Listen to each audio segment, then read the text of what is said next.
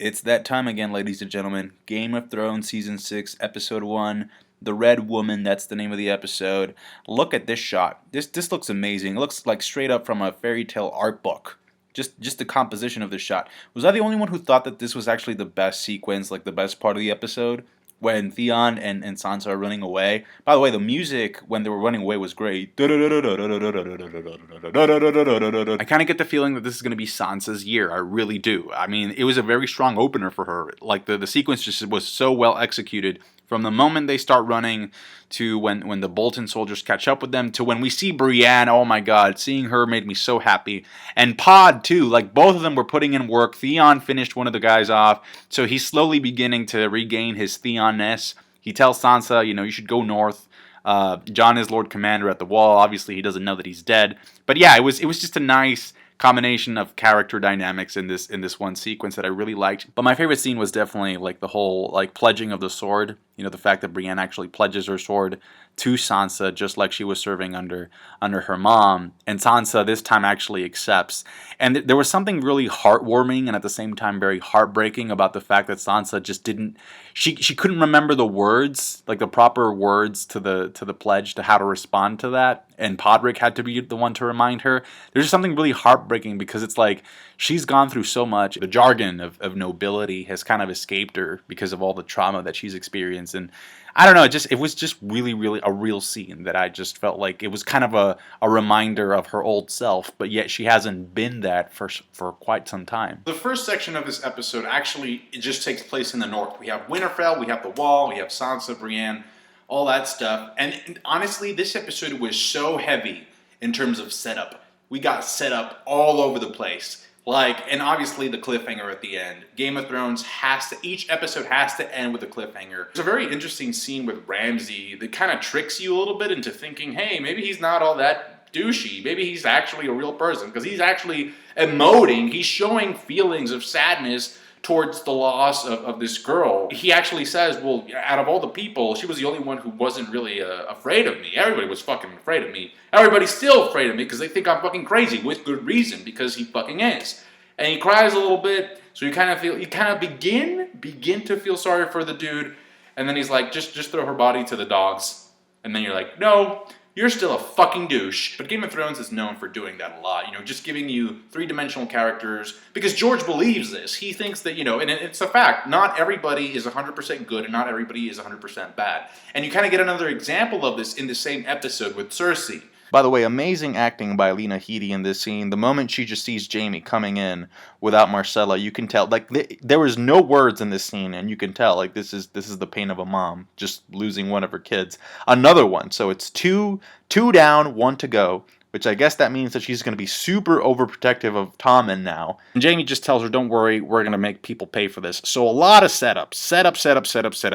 And so going back to the north, the problem that the Boltons have at the moment is that because Sansa ran away, right, they're kind of like between a rock and a hard place. Because without Sansa, that is. Because when they decided to incorporate themselves and ally themselves with or just be at the north, right, you kind of said, hey, King's Landing, fuck you. The problem with that, though, is that if the Crown wants to kick their ass, the only way the Boltons can have a chance of winning against the Crown, or actually putting them up front, is if the North is united. And the only way the North gets united is with the help of Sansa, through Sansa. And right now she's not there. So that's why I'm saying this season could possibly symbolize the year of Sansa, due to the fact that she's the eldest Stark. The eldest living Stark, right? If she can rally enough northern houses, to her cause, to back her up, she gets enough houses, then the Boltons are going to be fucked. Because not only do they have the North against them, but also you have the people like, Jaime. We saw shots of Jaime in the Riverlands, right?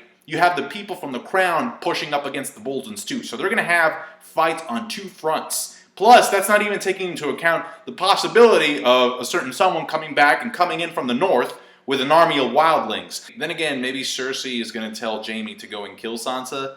But then you have Sansa being protected by Brienne, so, oh man, it's going to be nuts. But then again, Cersei is just as likely to convince Jaime to start a war with Dorne. By the way, what the fuck happened in Dorne? I mean, holy crap. Did anybody get the impression that the scenes that we got from Dorne were basically like an apology for what a lot of people were complaining about last season. Because it turns into a bloodbath. They kill Duran, all right. They kill the bodyguard. They kill Trystane.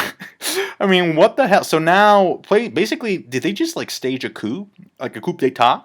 So I guess Dorne is now under the complete control of the Sand Snakes, right? I mean, because Trystane, he got a spear to the face. That was so shocking. Like, I was not expecting that at all. You're a greedy bitch. Oh man, that was a nice line. I have to admit that was a nice line.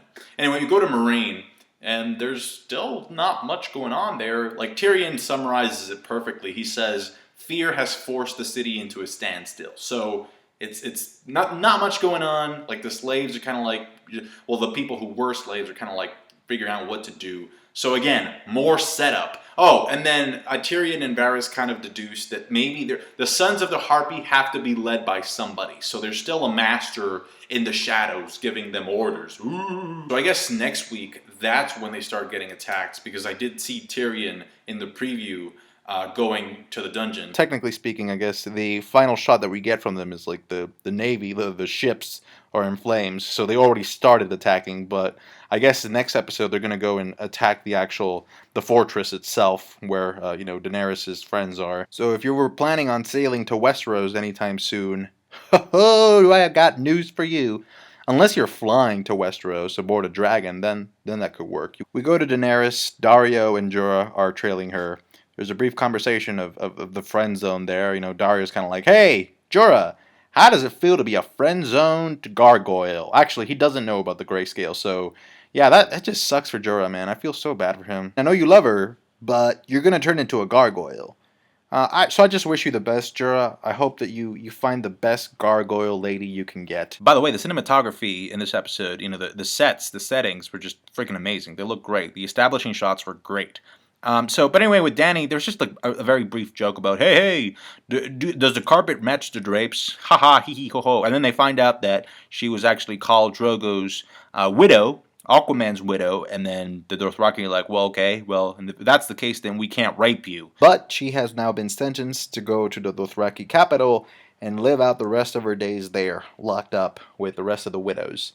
Yeah, I'm sure that's going to happen, especially because we have Drogon flying overhead. I kind of get the feeling that she's just kind of waiting for the right moment to call him in so that he can start burning shit up. We have the blind girl known as Arya, and we find out that part of her training is actually getting the crap beat out of her on a daily basis. To become a ninja, she really needs to train her senses. Not rely so much on her sight, but also on her hearing, her sense of touch, sense of smell, all that good stuff. So yeah, this is going to be, probably means that this is going to be a training season for Arya. I remember last season it was more ideological training, because remember, like, she was getting tired of, like, I don't like sweeping floors, I've been here too long. But now it's like, okay, you want to get the good stuff, you're gonna get the crap beat out of you every day. Learn something. That leaves us with nothing else but this creepy freaking scene at the wall. Oh my gosh. So obviously Davos is protecting Jon's body, as well as some friends that Jon still has at the wall, very few. They're protecting it from Alistair Thorne, because if they open up the door, they're pretty sure they're going to die. All right. However, they're going to get Wildling back up pretty soon. And we know this is going to happen because in one of the trailers, we did see the giant 1-1 busting through the door.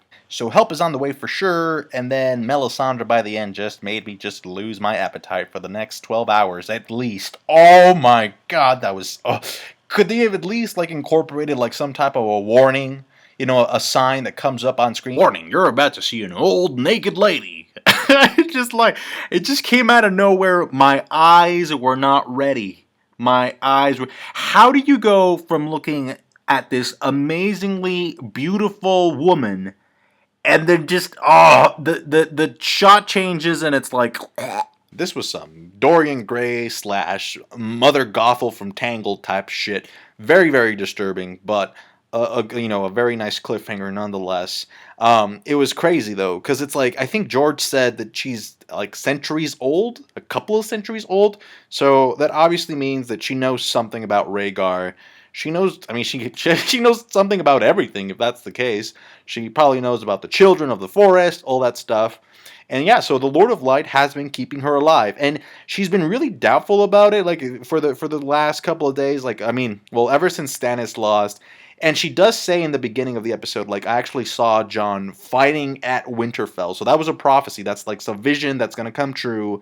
Because, I mean, otherwise, like, how can she explain the fact that she's been kept alive all this time? There has to be some, substance for her faith. So is it the Lord of Light that's keeping her young? Or is it the necklace that she always has on that's keeping her young? Like, maybe the necklace has, like, magical properties or something. Or maybe it's cursed. Thank you so much for watching this review. Comment down below with your thoughts. Like the video if you did. I appreciate that. Subscribe to my channel, because I'm going to do this all season. And, yeah, what did you think about the episode? I mean, to me, it was just, like, setup. That's all it was. Set up in a cliffhanger. And a really good scene with Sansa and Brienne. Really good scene. I like that. But what was your favorite scene? Please let me know. Thanks.